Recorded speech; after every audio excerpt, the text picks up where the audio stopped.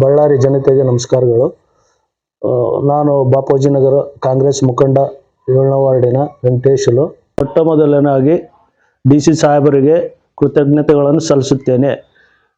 ಈಗ ಪ್ರೆಸೆಂಟ್ ಇರುವ 7ನೇ ವಾರ್ಡಿನ ಕಾರ್ಪೊರೇಟರ್ ಉಮಾದೇವಿ ಗಂಡ ಶಿವರಾಜ್ ಅವರ ಮೇಲೆ FIR ಮಾಡುವುದಕ್ಕೆ ಅನುಮತಿಯನ್ನು ಕೊಟ್ಟಿರುತ್ತಾರೆ. ಆದ ಕಾರಣ ಮತ್ತೊಂದು ಸಾರಿ ಕೃತಜ್ಞತೆಗಳನ್ನು ಸಲ್ಲಿಸುತ್ತೇನೆ.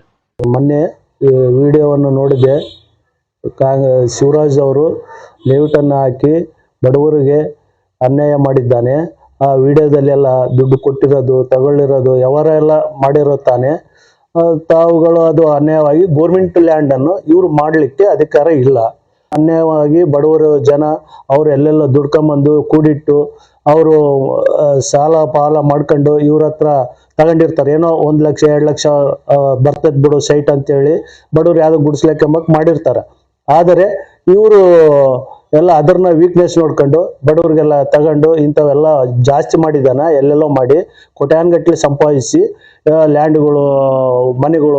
ಒಂದು ಒತ್ತಾಯ ಏನಂದ್ರೆ, ಈ ಬಡವರಿಗೆ 50 ಜನ ಸೈಟ್ಗಳು ಮಾಡಿದ್ದಾನಲ್ಲ, ಅವರಿಗೆ ಒಬ್ಬೊಬ್ಬರಿಗೆ 5 ಲಕ್ಷವನ್ನು ಕೊಡ್ಬೇಕಂತೇಳಿ ನಾನು ಒತ್ತಾಯ ಬಡವರಿಗೆ ನಾನು ಬೆಂಬಲವಾಗಿ ನಿಂದಿರುತ್ತೇನೆ.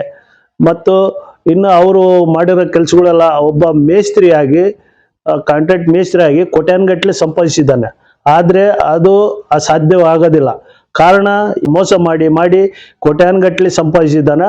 ಅದರ ಮೇಲೆ ಜಿಲ್ಲಾಡಳಿತಗೆ ನಾವು ಒಂದು ಒತ್ತಾಯ ಮಾಡೋದೇನೆಂದರೆ, ಸರ್ಕಾರಕ್ಕೆ ಅವ್ರ ಮೇಲೆ ED ಯನ್ನು ಮಾಡಬೇಕಂತೇಳಿ ಒತ್ತಾಯ ಮಾಡುತ್ತೇನೆ.